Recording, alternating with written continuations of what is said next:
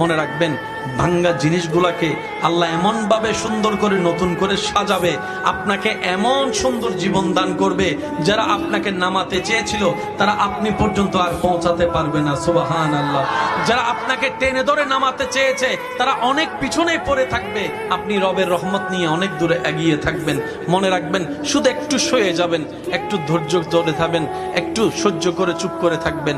যত সইবেন তত পাইবেন, যত সইবেন তত পাইবেন। কোনো আফসোস নাই, কোনো আপত্তি নাই, কোনো হা হুতাশ নাই। রবকে শুধু এতটুকু বলবেন, যখনই মন খারাপ হবে সিজদায় মাথাটা ঝুঁকিয়ে, ইয়া রব, আমি যা পেয়েছি কোনো কিছু পাওয়ার যোগ্যতা আমার কাছেই নেই, সব তুমি দয়া করে দান করেছো, সব তুমি দয়া করে দান করেছো।